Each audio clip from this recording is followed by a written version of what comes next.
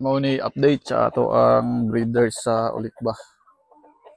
Pag mingon ta ulik ba dili na siya breed sa manok kundi gi-refer ana niya nga itom o garne Ulikba. So wala taga baligya o taga breed o ayam si Manny. Pure breed wala pud tay Zampi native chicken pero mao na siya mga foundation breed ani ato ang Ulikba breeding project. So Zampi native chicken o ayam si Manny. Gasugod ta na 2 years ago. So mao ni sila to ang current breeders.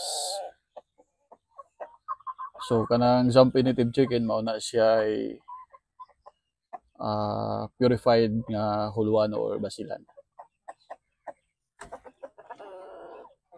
So ang lawas ano nila is parehas sa Zampin nga busok lingin. Then ang ilahang egg production pod parehas pod sa Zampin. Basta ginakuha lang nato ang itlog aron daghay mga itlog tapos dili pod gagmay kayo. So ano sila to ang breeders. Black meat.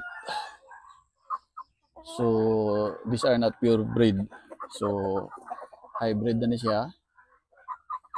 Pero kung naamoy pure breed nga ayam si Manny, okay po na siya pares ani.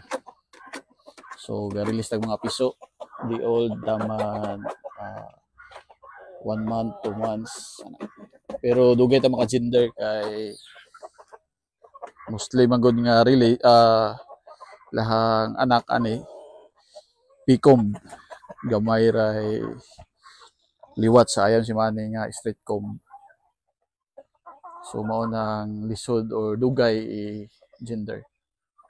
Unlike mong good sa straight comb nga ang laki dali ra mo tag-asa ang lahang tapay. So mo na yung mga wakwak na to. Nga itom. Ulik ba?